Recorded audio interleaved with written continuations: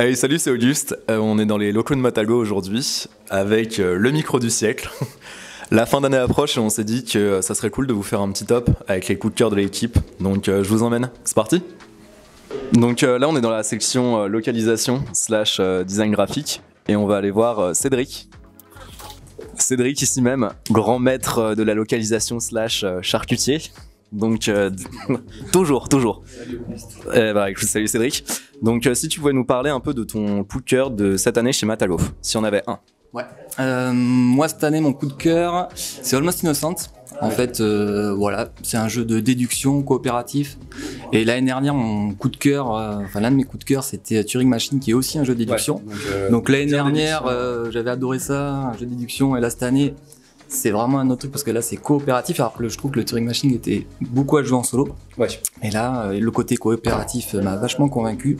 J'ai fait toute la campagne et j'ai adoré y jouer, et j'adore le faire découvrir encore à des nouvelles personnes. À chaque fois tout le monde prend plaisir à jouer, et voilà, c'est mon coup de cœur de cette année. C'est un jeu de Philippe Attali, qui est une très gentille personne, adorable. Exactement, Philippe, si tu nous entends. Voilà, et le jeu est très bien. Moi j'adore les graphismes et tout. Enfin voilà, coup de cœur de mon année chez Matago. Bah écoute, super, merci.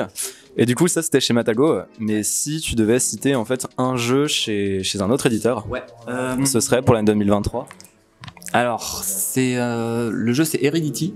Okay. C'est un jeu qui est sorti il y a pas tellement longtemps, et d'habitude moi je suis pas fan des jeux narratifs, mais là celui-là il m'a vraiment convaincu en fait. Dès les premières parties, on est complètement happé par l'histoire et par le scénario. Il y a une ambiance assez dingue dans le jeu. On est pris au trip, on se demande ce qui va se passer tout le temps. Alors je vais pas spoiler, hein. Mais si tu devais juste qualifier un peu l'ambiance du coup du titre. Alors c'est post-apocalyptique. Okay.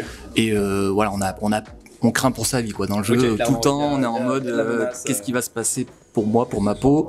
Et donc voilà, moi c'est vraiment un jeu que j'adore faire là. Je fais ça à deux, mais en fait j'ai fait que les 2 premiers chapitres pour l'instant, mais je pense que voilà, c'est l'un de mes coups de cœur aussi cette année. Je m'y attendais pas en fait, donc c'est ce qui fait aussi que une surprise. Ouais, c'est pas un genre que j'ai l'habitude d'aimer d'habitude, donc là bonne surprise pour moi cette année aussi. Bah écoute, c'est un jeu de Jérôme Camps et Laurent Covell. Jérôme Camps et Laurent Covell, ok. Donc Heredity. Édité chez Daroucat. Super. Bah écoute, merci beaucoup Cédric. Donc là on est dans le bureau de Thomas avec son mur de jeu juste ici. Donc Thomas, est-ce que tu peux un peu nous parler de ton coup de cœur chez Matago en 2023? Mon coup de cœur chez Matago, eh bien c'est un tout petit jeu, c'est celui-là.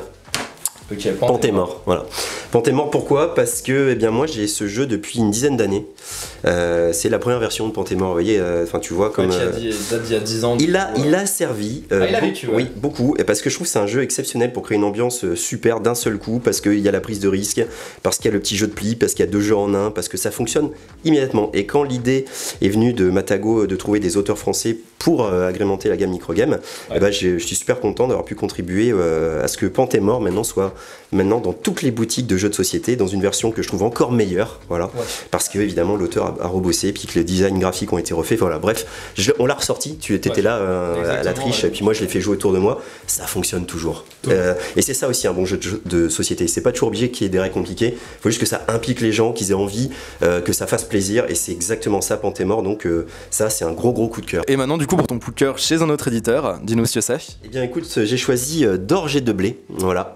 D'Orge et de Blé, c'est un jeu de Scott Helms. Scott Helms, on l'aime beaucoup chez Matago parce qu'on a fait des jeux avec lui, notamment Boomerang, excellent Draft and Write, notamment Ligue des Prédateurs, enfin il y en a et il y en aura même en 2024. Alors ce jeu il a un premier écueil, et c'est son seul écueil, c'est son design graphique, puisque c'est Michael Menzel. Ça fait très classique, très allemand, très on l'a déjà vu, alors que pas du tout. Scott Helms il crée plein de mécaniques super intéressantes, il y a du draft, il y a de la gestion de ressources, il y a du tableau building, enfin on va améliorer son plateau, il va beaucoup avoir d'interaction. Moi j'ai beaucoup aimé ce jeu, il y a des combos de cartes, enfin il y a plein de trucs dedans, mais c'est dommage parce qu'en voyant cette boîte on a encore l'impression qu'on l'a déjà vu jouer, rejouer et rejouer, alors que pas du tout. Ça a été une excellente surprise pour moi, d'autant plus que je m'étais laissé un peu abuser par sa boîte et je pensais que ça allait être un jeu, voilà, une ressucée de tous les jeux classiques, mais encore une fois Scott Helms il frappe fort, comme il a fait chez nous et comme il le fera en 2024 avec d'autres jeux chez nous également. Super, petit teasing. Bah écoute, merci Tom.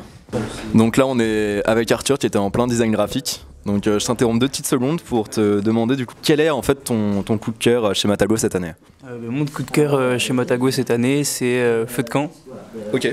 Petit jeu facile à transporter, c'est rigolo. Les règles, on explique très rapidement, petite carte, c'est rigolo, j'ai bien aimé.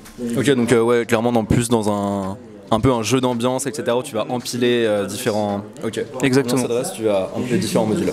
Voilà. Ok, bah écoute, super. Merci pour ce coup de cœur.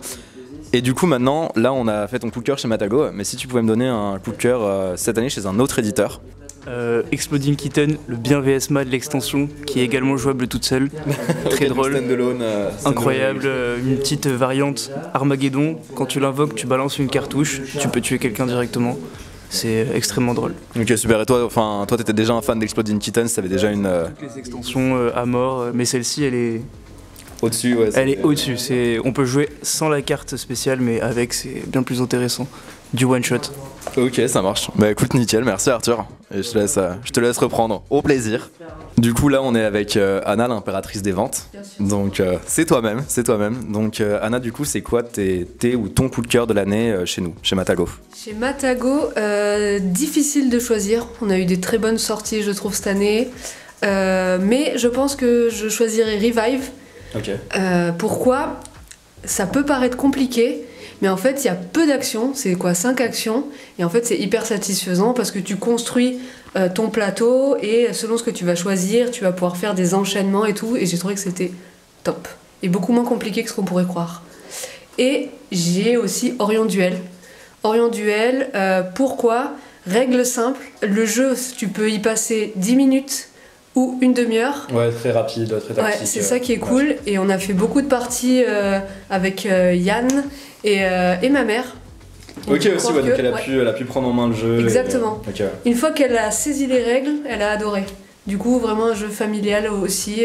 Et le fait que le thème soit simple. Assez facile d'accès, entre guillemets, t'as pas trop. C'est pas un thème trop fermé ou quoi que ce soit, tu te mets direct dedans. Voilà, donc ça, c'est mes 2 coups de cœur Matago. Ok, super, donc Revive et Orion pour les coups de cœur Matago.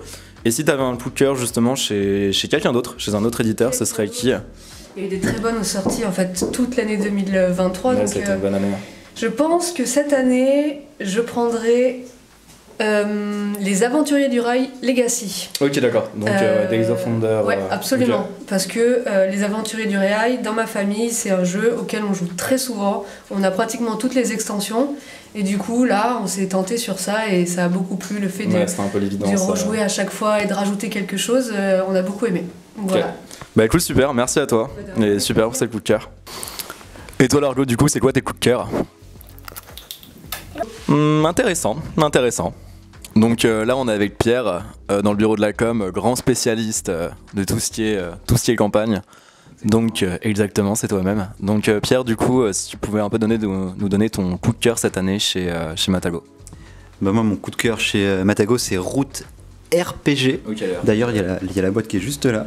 Juste ici, du coup. Pour ceux qui connaissent pas, Route, c'est un jeu qui est très très bien. Mais en plus, ils l'ont fait en version jeu de rôle, donc on peut se plonger dans plein de petits personnages de ces sous-bois, faire des bonnes petites parties de jeux de rôle qui sont vraiment sympas parce que les personnages sont pré-tirés, le système 2D est différent d'un jeu de rôle qui est plus classique. Okay, ouais. C'est vraiment cool. Ok, super. Et du coup, édité aussi avec Aquileos. Donc Emmanuel qu'on salue aussi. Hein. Et j'ai bossé sur cette campagne, je suis très fier.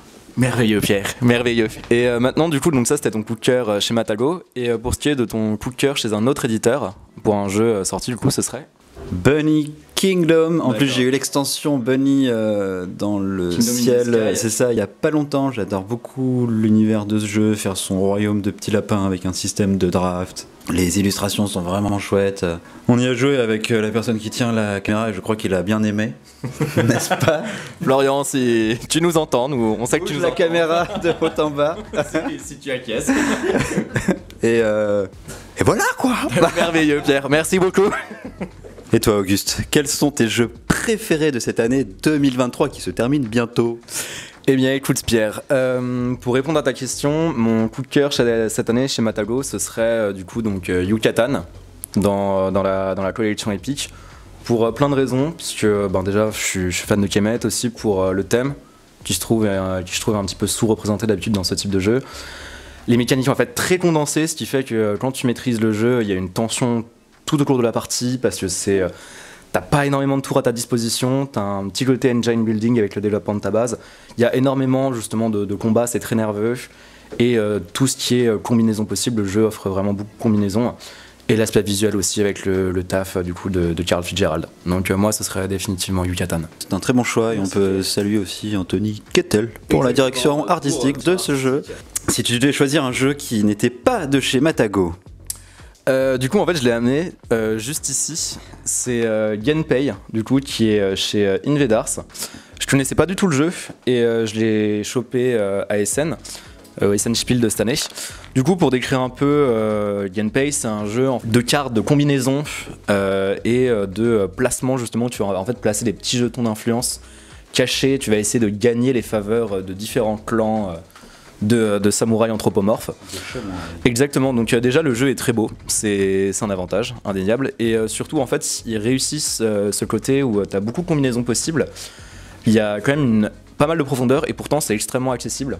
Je l'ai fait jouer en fait à des gens qui d'habitude ne touchent pas du tout à des jeux de société modernes entre guillemets, et ça fonctionne vraiment bien, donc grosse découverte perso, Genpei de Invedars. Il faut noter qu'il est traduit en 4 langues. Exactement. Ce qui est pas commun. C'est vrai que visuellement, il a l'air vraiment chouette. Donc traduit en 4 langues. Et voilà, c'était mes coups de cœur de cette année. Merci Pierre. C'était tout pour les coups de cœur de l'équipe cette année. On tient à vous souhaiter de joyeuses fêtes et à vous remercier pour cette très belle année 2023. Et on vous dit à l'année prochaine pour plein de nouveautés chez Matago. Allez, salut!